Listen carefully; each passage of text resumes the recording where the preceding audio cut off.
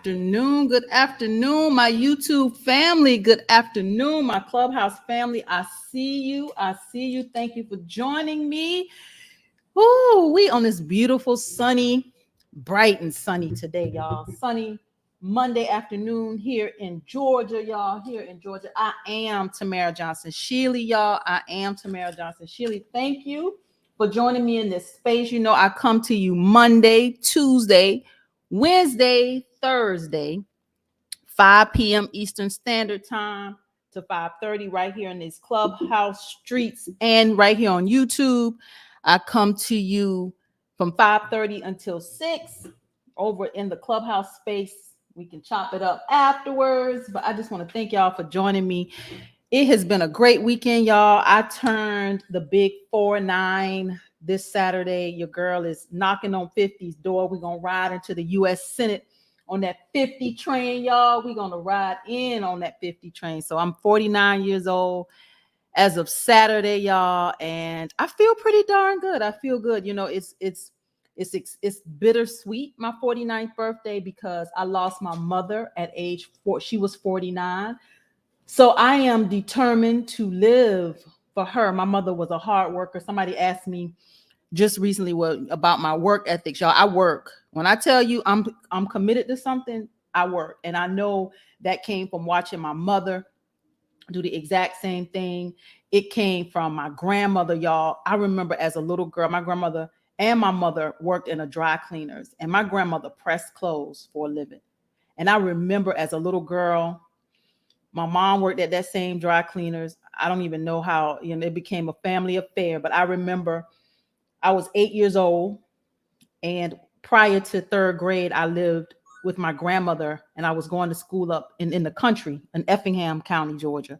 And when I was 8 years old, I'll just tell you a quick story. I was 8 years old, and third grade, my mother took this job working with my grandmother at this dry cleaners. My mother was, my grandmother was beautiful, but my mama was a dime piece, y'all. I remember growing up, my mother was beautiful and they used to call her a Coke bottle. I mean, she had a figure out of this world. And I was a little girl, and I was like, I'm gonna grow up and be like my mom. Y'all, I didn't. but she was a dime piece, y'all. So nevertheless, she was working at this dry cleaners. And I remember being 8 years old, and we used to have to catch the city bus, y'all. I mean, my mother really tried to make sure that, she did a damn good job taking care of us. She was very protective. But I remember I used to have to catch the city bus because of the school where we were. And I would go to this dry cleaners, bringing it back to my mother and my grandmother, how hard they worked. I would get on the city bus at 8 years old. Me and my sister, I was 8, she was 7, we was riding the city bus. Now tell me times ain't changed, right? The city bus. But my mother knew all the bus drivers. So the bus driver knew who we were, and we would go to the city bus, and ride the city bus to my mother's job. And nevertheless, my grandmother and my mother worked at this dry cleaners, and I would watch my grandmother, God bless her soul. My grandmother pressed people's clothes for all my life. That's what I remember her doing. And I don't care how she felt, how hot it was back there in that dry cleaners. My grandmother was back there pressing clothes in the heat and exposing herself to whatever chemicals they had back there. My grandmother actually ended up having Alzheimer's at the end of her life, but she had brain surgery. So whatever my grandmother was exposed to, she did it for the sake of my family. And she was a hard worker. My mother worked in that dry cleaners for many years. Her and my grandmother ran that damn thing. I'm pretty sure, knowing the two of those personalities. My mother ran the front, my grandmother ran the back. So yeah, I just come from going back to me and my 49th birthday. My mother didn't live to see 50. So she actually passed away. She had minor foot surgery that ended up going wrong. And 11 days after my mother had surgery, which she didn't tell me about because I would have told her not to do it. And she knew it. So she didn't even tell me, y'all. So she had this surgery, and 11 days after she had the surgery, she passed away. And that 11th day, y'all, was the day after my birthday. So yesterday, August the 22nd, was the anniversary of the death of my mother. So a day after my birthday. So, it was a blessing because on my birthday, my mother did call me because she was still back in Savannah. I'm here up in Atlanta. She called me and she wished me a happy birthday. And I remember that conversation because my mother was talking really low. I thought she was probably just laying down. I remember her talking low, but my mother, I don't know what was going on at that moment, but I get a phone call the next day after my birthday, and her best friend found her and she was gone. So that was very traumatic for me. So me now being 49 years old, I'm able to tell that story in more strength than I've been able to do. It's been since 2005, so I'm 16 years into this, but I'm here. I'm here, y'all. And she didn't live to see 50, but I'm 49 years old as she was in her last days. So I wanted to do something different for my 49th birthday. So I decided to go horseback riding and make it, of course, a campaign fundraiser. Everything I do is for the campaign. We're going to win this race to the United States Senate. So my birthday was a campaign fundraiser, and I think we did pretty darn good. I'm excited. I asked everybody to make a $49 donation. $49 donation if they could, or whatever they could, and then those that rode up, of course, paid for their ride. So it was my first time riding. So at the end of the Keeping Up with Congress today, if you guys are following me right here on YouTube, I will play the video.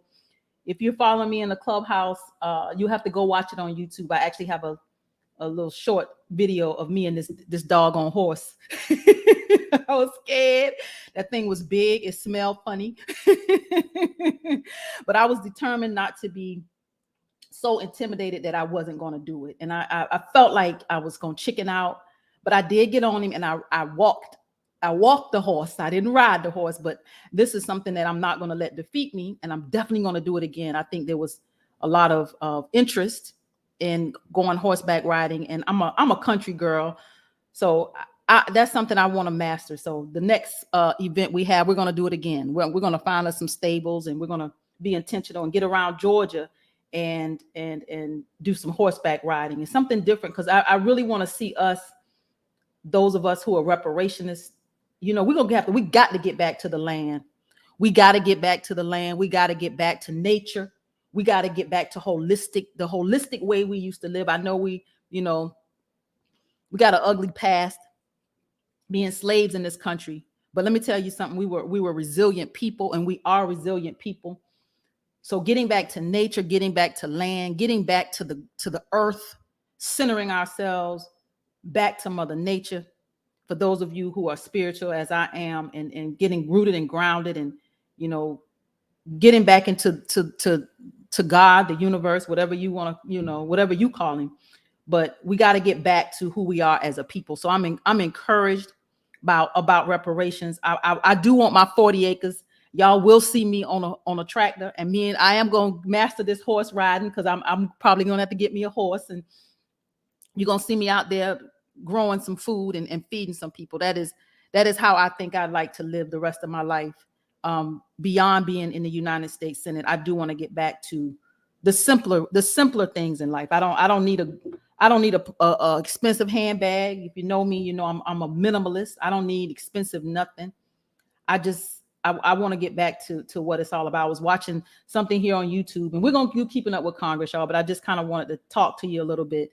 But I was watching something I was on YouTube scrolling through to get somewhere.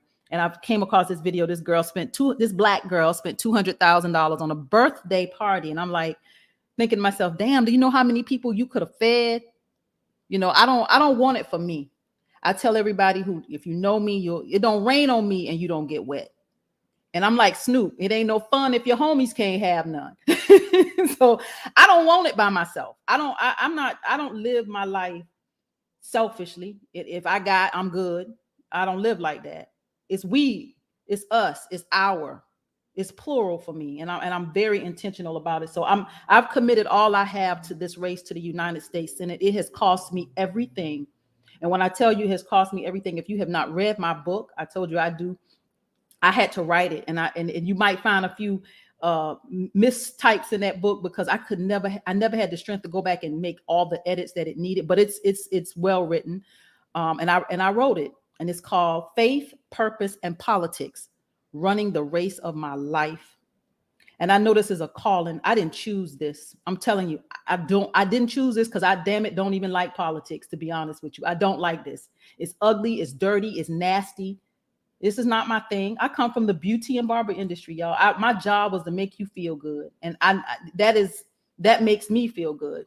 But politics brings out this warrior woman in me. There's a side of me that, I'm a Leo, so I do have a personality, and it brings that side of me out. And I do know how to fight. And it ain't physical. My sister will tell you, she knew how to fight physically when we were growing up. My sister, y'all, if somebody bothered me, my sister is younger than me, but you would have to fight her because I ain't gonna fight you. I ain't gonna look. We ain't gonna lay hands. We ain't gonna do none of that. But mentally, my sister will tell you, now I'll go right. I'll get you. It'll be mental, but before it'll be physical. So that is who I am, y'all. I just want to thank you. It is Keeping Up with Congress. I do this again Monday, Tuesday, Wednesday, Thursday. And I like to bring you reparations. I done talked, y'all, but thank y'all for joining me. This was my time to kind of get some stuff out, and I appreciate you being in the room with me today. So let's jump into Keeping Up with Congress. I know I only have about 18 more minutes, so let me at least get some of the bills in. So, I don't know if y'all heard this Rapparation song. Oh my gosh. But if you haven't heard it, y'all, can I just play a little piece of it before we get into the reparations information that I bring you? This song, these little kids, Jesus take the wheel, this next generation, y'all, they excite me. They excite me so much because they don't come to the table with, they ain't scared. They ain't never scared. I love it. Let's play this just a little bit. I think I'm gonna play just a little bit every time, y'all, because I need y'all to feel these children. Their energy is contagious, y'all. So let's play a little bit of this. Let's play it. When we come to Washington in this campaign, we're coming to get our check. With apologies. Get out. Pray. Reparations, Martin said we coming for our check. Reparations, say it loud, 1, 2, mic check. Cream, cash rules everything around me. Dream, my legacy, you can't stop me. Coming for our 40 acres, HR 40 and our paper. Kicking the door, coming for our 40 acres and more. Our 6.4 trillion. This that no, we fought the Civil War. We came from the poor, free, man. Start from the bottom, we still on the floor. We pledge to the Lord. Amen. Picking a car and our fingers are sore. Straight out the underground, escaping from slavery, the only cemetery that we have with the trees. Watching our bodies while they glow in the breeze. Think to the north side to get free. That way came from slavery. Boys on the mirror wants to see OD. Put her head on the door, but the world won't ski. Stick to the north side to get free. Reparations, Martin said we coming for our check. Reparations, say it loud, 1, 2, mic check. Cream, cash rules everything around me. Dream, my legacy, you can't stop me. Coming for our 40 acres, HR 40 and our paper. We taking them back. Put his bridge on the map. Police came with the strap. That Sunday was buddy, no cap. Speaking of cap, Kaepernick taking knees at the flag. Where my justice at? We built this nation, better give me the rack. All fat, just imagine a little bit of gasoline. 4 girls got burned back in 63. 400 years and we still ain't free. Our rise, we rise, taking knee. Kaepernick. Reparations, Martin said we coming for our check.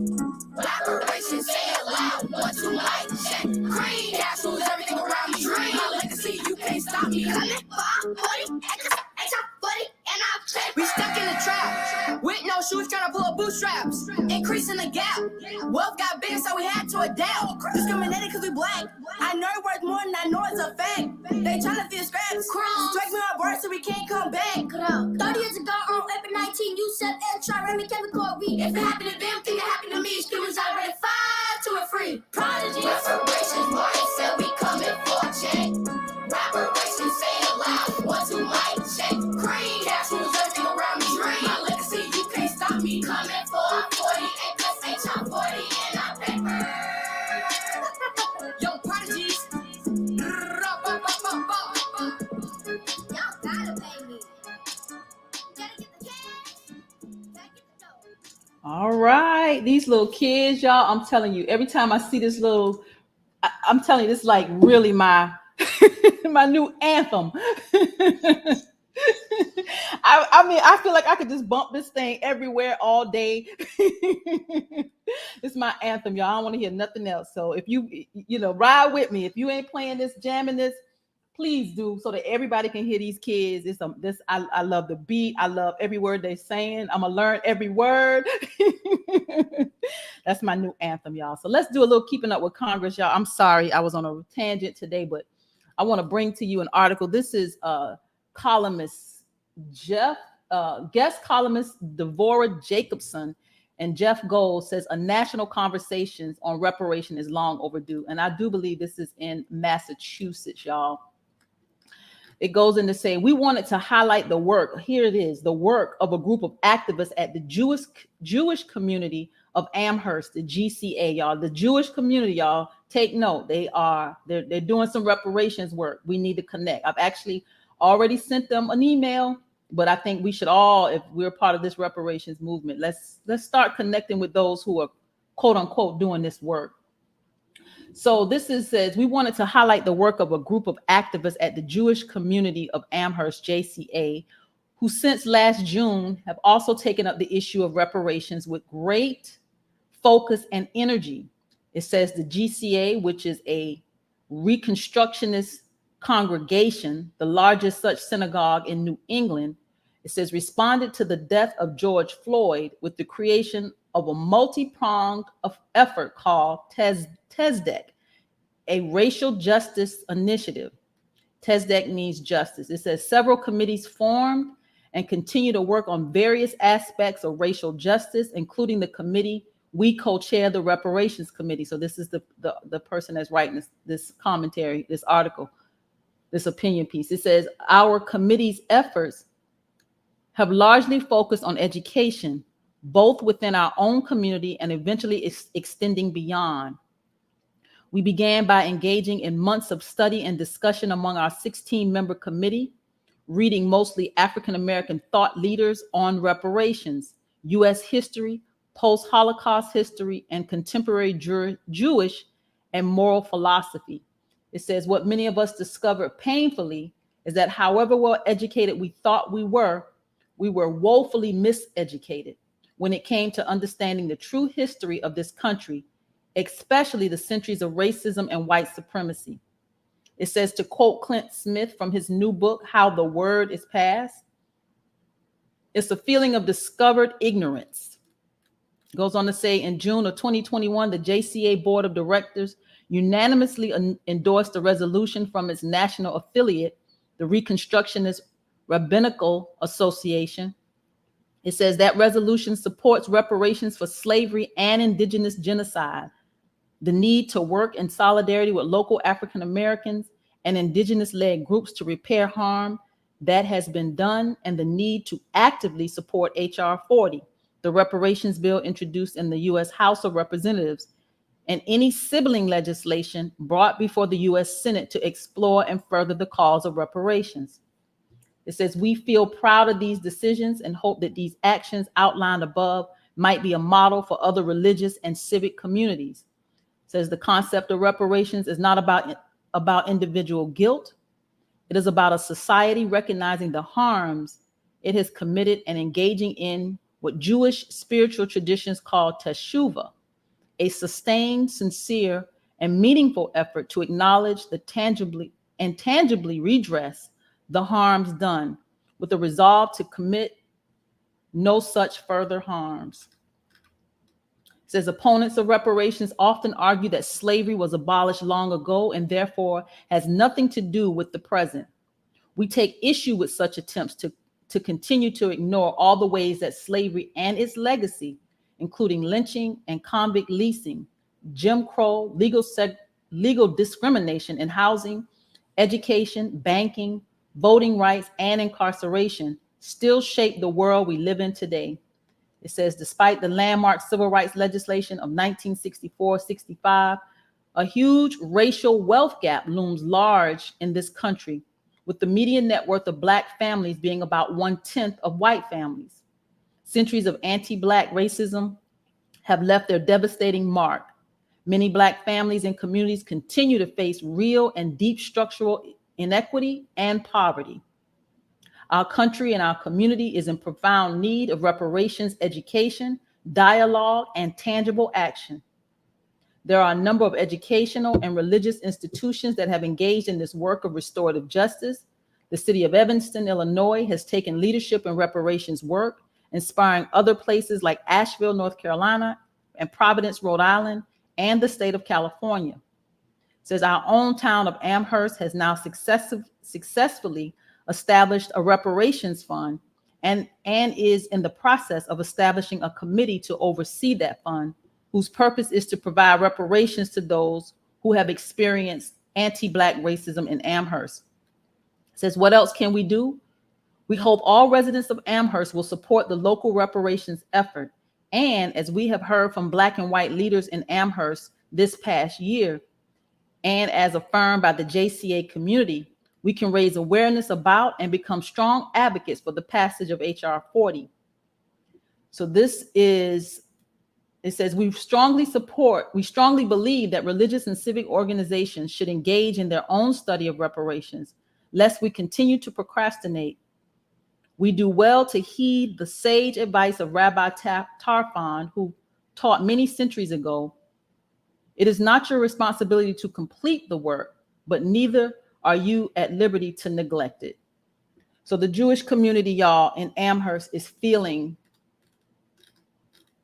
they're feeling the pressure of this, and that their hearts seem to be heavy with doing this work for reparations. So I thought this was an interesting opinion piece, and I wanted to bring it to you. So let's dive into some of the bills.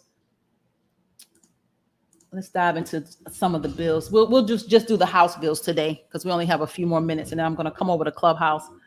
But HR 981 is the IoT Readiness Act of 2021. This is Representative Suzanne Delbini.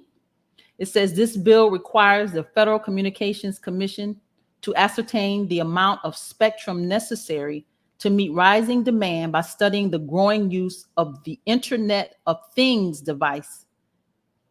It says the Internet of Things devices is devices that use a network to communicate and share data and with other devices. It says, so this is about the Internet of Things, y'all. And I kind of looked into the Internet of Things, which I think we all know what it is, but just a basic understanding, just for those of you who may not be following some of this technology. Two committees that I think I'd like to sit on would be the Information and Technology in Congress. I definitely want to be hands-on. For those of you that don't know, my undergrad is Computer Information Systems. So I'm a little techie enough that I have an understanding. When I was in school getting my undergrad, I'm gonna tell you, I was not I could code, but it would take me longer than the average because I'm a thinker. I'm very, very, very analytical. So I would think it through and probably do more and go where I probably shouldn't go with my thinking. So coding took me longer than some of the other students in the class. So I quickly realized that they were faster and more efficient than I with getting the coding work done, but they were terrible at explaining what they did. I mean, they were so damn smart that they really couldn't explain how the hell they did what they did. I understood what they did. It just took me longer to do it. So I quickly found my way navigating through getting my undergrad, like, okay, y'all do the work and I'm going to explain it. So I found my place leading versus actually getting in there doing the work myself. So I found my place. So going back to the Internet of Things, I definitely would like to sit on a committee specific to technology and what is happening in these digital spaces. The other committee that I would like to sit on is agriculture. Georgia's an agriculture state, and like I told you, I really want us to get back to the land. So those are the two committees that I would love to represent us on. The Internet of Things, for those of us that may not be up to speed, the Internet of Things refers to the billions of physical devices around the world that are now connected to the internet, all collecting and sharing data. It says, thanks to the arrival of super cheap computer chips and the ubiquity of wireless networks, it's possible to turn anything from something as small as a pill to something as big as an airplane into a part of the Internet of Things. It says connecting all these different objects and adding sensors to them adds a level of digital intelligence to devices that would be otherwise dumb, enabling them to communicate real-time data without involving a human being. So the Internet of Things is all things connected digitally, everything. You know, you can turn your lights on and you ain't even home, and your lights can come on and you're not even here. Senate Bill HR 982, HR 982, House Bill HR 982 is the Seniors Fraud Prevention Act of 2021. Representative Theodore Deutsch, Democrat out of Florida. This bill directs the Federal Trade Commission to establish an office within the Bureau of Consumer Protection to advise the FTC on preventing fraud targeting seniors and to assist the FTC in monitoring the market for mail, television, internet, telemarketing, and recorded message telephone calls, the robocalls, fraud targeting our seniors, y'all. So this is HR 982, Seniors Fraud Prevention Act of 2021. HR 983, Preventing Crimes Against Veterans Act of 2021. When I saw this, I'm like, they prevent crimes against the veterans. Wow. Theodore Deutsch, again, Democrat out of Florida, he says this bill establishes a new criminal offense for knowingly executing or attempting to execute a scheme to defraud an individual of veterans benefits, or in connection with obtaining veterans benefits for an individual. So those that are trying to get veterans benefits, they are not playing. HR 983. This actually did pass over in the House. HR 984 is the Retirement Inflation Protection Act of 2021. Representative Tom Emmer, Republican out of Minnesota. I looked this one up, y'all. This one says the legislation would allow an inflation adjustment for stock or business property held by people 59 and a half or older who have held the asset for more than 3 years. It says the inflation adjustment would be made according to the Chained Consumer Price Index for all urban consumers. It says a U.S. House of Representatives bill introduced today is the latest attempt in Congress to tamp down on capital gains tax for retirees. So this is Representative Tom Emmer. He's a Republican out of Minnesota, HR 984. And our last one, because we are at the half hour, HR 985. HR 985 is the Wise Government Act. Wise Government Act. This is Representative Bill Foster. He's a Democrat out of Illinois. Look this one up, y'all. It says the Wise Act is the Well-Informed, Scientific, and Efficient Government Act. Is to better equip federal agencies with the scientific literature necessary to make well-informed policy decisions. It says this legislation will require the Government Services Administration to work with the Library of Congress, agency libraries, and government information services to identify ways to make assessing scientific literature more efficient and to identify short and long-term solutions. So this is to get legislators the scientific or whatever research information they need to make well-informed decisions. And I like that, y'all. This is the Wise Government Act, HR 985. So we are at the half hour. You know, I like to come to you and keep it right at the half hour. I will bring you these Senate bills tomorrow. I'm sorry I didn't bring them to you today, but I got on a little tangent. It was my birthday, y'all. You could give me a few extra minutes. So I want to thank you for joining me on this broadcast, y'all. If you have not been to my website, please do. Please do. I'm gonna play my little rodeo video for those of you that that are watching me live here on YouTube. You'll be able to see it. You can go back, Clubhouse family. It's on my YouTube channel. That YouTube channel is Tamara Shealy. And I'm going to play this little video. I'll talk y'all through it in Clubhouse. And then we're going to end the broadcast. And we're going to come back tomorrow. You know, tomorrow is Tuesday. So I'll catch up with you tomorrow. But let me play my little video so you can see my ride.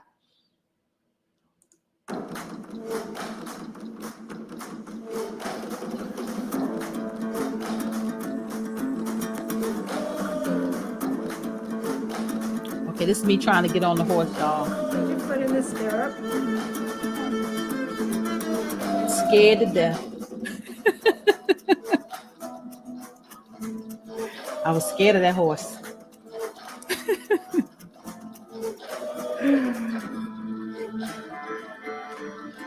Look, I wanted them to touch the horse with me. I didn't want to touch it.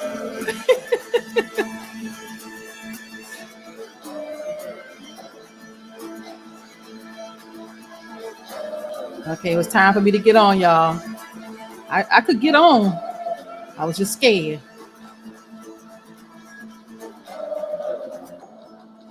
I know how to ride. I was lying. I didn't know how to ride.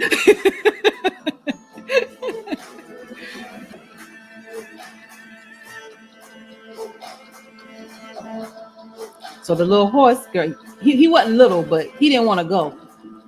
I had to kiss at him and then clap my heels together. I don't know. I was doing something wrong. And he did not want to go.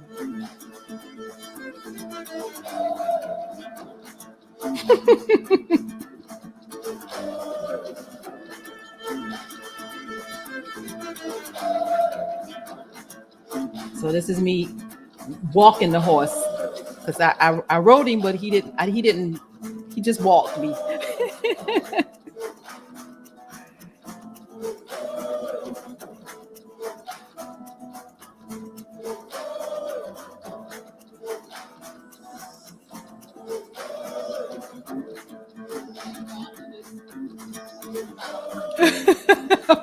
I was happy to be off.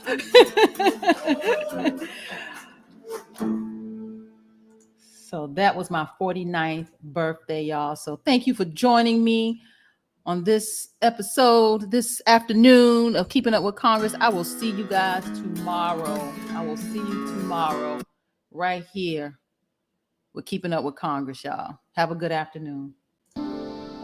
Thank you for tuning in for Keeping Up with Congress. I am Tamara Johnson-Sheely, your candidate for the United States Senate. I'm a progressive Democrat that believes that reparations will make America great. It is time that we bridge the divide in this country. Please go to the website. It's tamaraforgeorgia.com. www.tamara, Georgia spelled out.com. Please join me Monday, Tuesday, Wednesday, Thursday, 5 p.m. Eastern Standard Time, right here for Keeping Up with Congress.